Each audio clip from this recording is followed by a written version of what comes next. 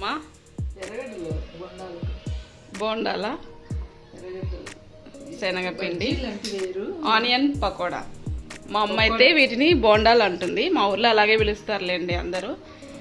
అయితే ఈరోజు మేము ఆనియన్స్ అన్ని ఇలా కట్ చేస్తాం. ఏమేమి వేస్తున్నాం చూపిస్తాం మాకు. ఆనియన్స్, పచ్చిమిర్చి, కరివేపాకు, కొత్తిమీర, అలాగే కొంచెం జీలకర్ర, వాము అవన్నీ కూడా వేస్తాము. ఇంకా మెయిన్ వచ్చేసి శనగపిండి. మా అమ్మ స్టైల్లో చూపించబోతున్నా ఈరోజు.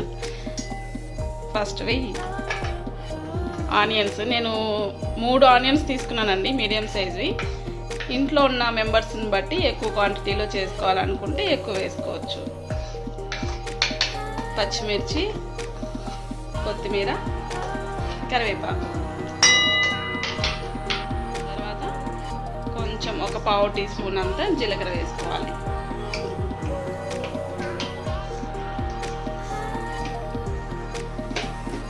ఈరోజే కిచెన్ అంతా నీట్గా క్లీన్ చేస్తాం చూడండి. కరెక్ట్గా మొత్తం అంతా కూడా పేపర్స్ అన్నీ కూడా చేంజ్ చేసేసి నీట్గా ఇలా క్లీన్ చేసేసుకున్నాము. ఇప్పుడు బాగుందన్నమాట, ఈజీగా ఉంది. ఇవన్నీ ఇప్పుడు తీసుకొచ్చా పసుపత్తిలో సర్దాలి. ఓకే, ఉప్పు వేసుకోవాలి.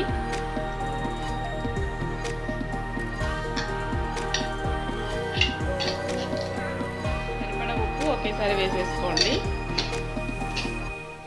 తర్వాత కావాల్సినంత శనగపిండి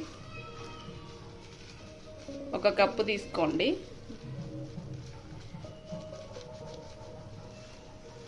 కొంచెం శనగపిండి తక్కువ ఉంటేనే బాగుంటుంది అనమాట, క్రిస్పీగా వస్తాయి ఆనియన్ పకోడాకి. మరీ ఎక్కువ ఉంటే సాఫ్ట్గా వస్తాయి కాబట్టి తక్కువ వేసుకుంటున్నాము. కొంచెం వాము వేసుకోవాలి. వాము వేస్తే మనకు బాగుంటుంది అనమాట, ఫ్లేవర్ బాగుంటుంది. అలాగే అరుగుదలకు కూడా చాలా మంచిది జీలకర్ర. ఇంకా కొంచెం వంట సోడా వేసుకోవాలి, క్రిస్పీగా వస్తాయి అన్నమాట ఇది వేసుకుంటే. సో అందుకోసం కొద్దిగా వేసుకోవాలి. ఫస్ట్ మనం అన్నీ ఉప్పు, సోడా అవన్నీ కలిపి వేసుకున్నాం కదా, ఇవన్నీ కూడా పిండిలో బాగా కలిసేలాగా కలుపుకోవాలి. సో అలా కలుపుకుంటే మనకు తర్వాత వాటర్ వేసుకుంటూ కొద్దిగా వాటర్ వేసుకుంటూ కలుపుకోవాలి. ఆల్రెడీ డీప్ ఫ్రైకి సరిపడా ఆయిల్ అయితే పెట్టేసుకున్నాము చూడండి. పిండి కొంచెం కొంచెం వాటర్ వేసుకుంటూ కలుపుకోవాలి. పిండి గట్టిగా ఉండాలో ఎట్లా ఉండాలమ్మా? అంత గట్టిగా.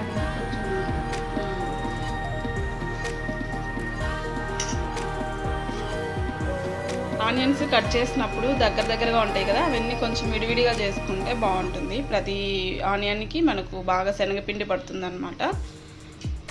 అలా చేసుకోవాలి.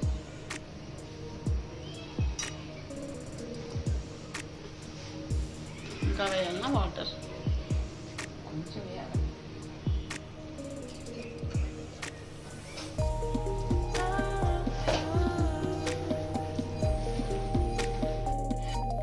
పిండి ఇలా కలుపుకోవాలి. మరీ ఎక్కువ పిండి వేస్తే కూడా మరి మెత్తగా ఉంటాయి అన్నమాట. క్రిస్పీగా ఉండాలి అనుకుంటే ఆనియన్స్ ఎక్కువ ఉండాలి, పిండి తక్కువ ఉండాలి. అలా ఉంటే మనకు బేకరీ స్టైల్లో పకోడీ టేస్ట్ వస్తుంది అనమాట. బేకరీ స్టైల్లో ఉంటుంది ఇది. మనకు నార్మల్గా బేకరీలో దొరుకుతుంటుంది కదా గట్టి పకోడీ అని, అలా వస్తుంది. పిండి ఎక్కువ వేస్తే సాఫ్ట్గా వస్తుంది. పిండి ఎక్కువ వేసుకోవాలి. అవి ఆయిల్ కాలేదు.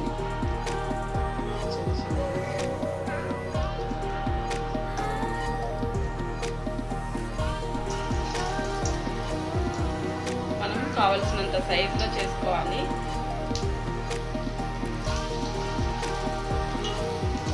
దీనికి ప్రాపర్ షేప్ అంటే ఏముండదండి, మనకు హ్యాండ్కి ఎంత వస్తే అంత వేసుకోవాలి.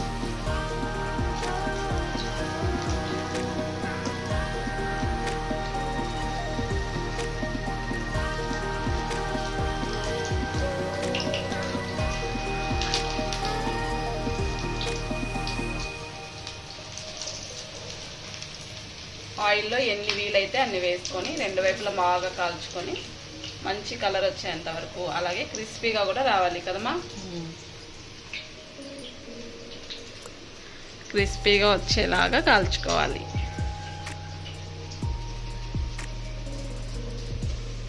సరిపోయిందా?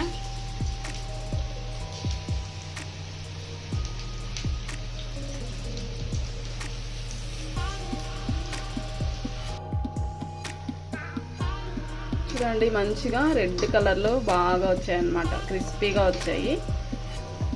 పిండి ఇలా కలుపుకుంటే క్రిస్పీగా వస్తాయి. ఇంకా వీటిని రిమూవ్ చేసేసి ఒక బౌల్లో ట్రాన్స్ఫర్ చేసుకోవాలి. వేడి వేడిగా పకోడీ అలాగే టీ తాగుతుంటే హాయిగా అనిపిస్తుంది అన్నమాట. చాలా క్రిస్పీగా వచ్చాయి.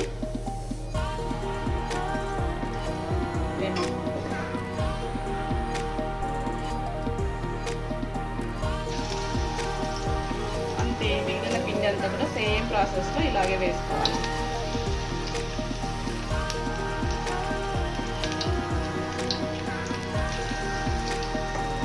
అయిపోయిందమ్మా. అంతే చూడండి, 10 మినిట్స్, ఒక 10 నిమిషాలు ఓపిక ఉంటే ఇంట్లోనే హెల్తీగా స్నాక్స్ చేసుకోవచ్చు అని మా అమ్మ అభిప్రాయం. మీరేమంటారు? కామెంట్ చేయండి. నువ్వేమంటావమ్మా? బయట ఫుడ్ తినొచ్చా? మా అమ్మ అస్సలు తినదండి, ఎట్టి పరిస్థితుల్లో తినదు. ఇప్పుడు కూడా బజ్జీలు బయట తెచ్చుకుందాము అనుకుంటే ఇంకా నేను చేస్తానని చెప్పి మా అమ్మ చేస్తుంది అనమాట. మా అమ్మ స్టైల్లో ఎలా ఉంటాయో అనేసి మీతో షేర్ చేస్తున్నాను. చాలా క్రిస్పీగా వచ్చాయి. అయిపోయిందనమాట. వేడి వేడిగా ఆనియన్ పకోడా రెడీ. ఈ ప్రాసెస్లో మీరు కూడా ట్రై చేసి అంతేనమ్మా? అయిపోయిందా? ఇంట్లో చేసుకోవడమే మంచిదా? Okay, crispy onion pakoda ready.